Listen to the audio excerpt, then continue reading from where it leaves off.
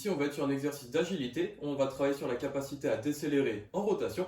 Donc pour réaliser le mouvement, on va avoir besoin de deux élastiques qu'on va attacher entre eux et qu'on va positionner sur un support stable. Donc au niveau du support, on essaie de le placer à une hauteur à peu près entre le genou et le bas du tibia afin d'avoir une ligne de tirage vers le bas. Et donc ici, ça va être important de bien placer l'élastique de façon à pouvoir être tiré en rotation. Donc par exemple ici, je vais commencer par le placer au niveau de mon épaule gauche. Je vais tourner vers ma droite pour aller dans cette position et pour avoir l'élastique qui me tire ici vers ma gauche. Donc je commence en position de départ avec un petit peu de tension. Je vais avoir la jambe du côté vers le mur qui est un peu devant le corps et l'autre un peu derrière. Et au niveau 1, pour réaliser le mouvement, on va juste se laisser tirer par l'élastique pour arriver dans cette position.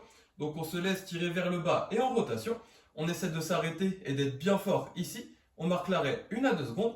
Ensuite, on remonte. On enchaîne les répétitions ici en gardant toujours les pieds bien en appui au sol, en laissant toujours le corps se laisser tirer par l'élastique pour venir et être bien tourné du côté de la jambe avant. Donc à chaque fois, on remonte, on essaie d'avoir un mouvement rapide et un arrêt fort. On enchaîne les répétitions de cette façon pour réaliser le nombre indiqué. Évidemment, on pense à travailler avec chaque jambe. Au niveau 2, on va être sur la même idée, mais cette fois-ci, on va commencer avec les deux pieds au même niveau. Donc on commence ici en étant debout, puis on va décoller les pieds du sol pour se laisser tomber dans la même position. Encore une fois, on essaie de s'arrêter et d'être bien fort en se laissant tirer un petit peu vers le bas et vers la jambe avant. Donc on maintient 1 à 2 secondes. Ensuite on revient en position de départ.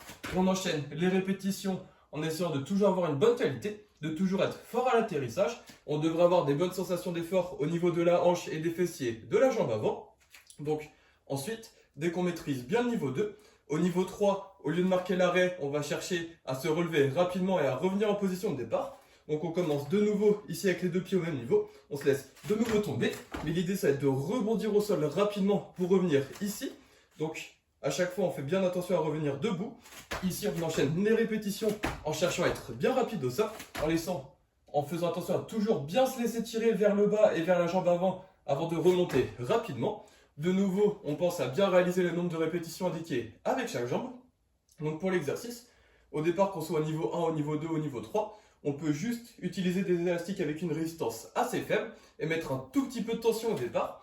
Donc histoire de pouvoir commencer par bien maîtriser le mouvement et par avoir des bonnes sensations.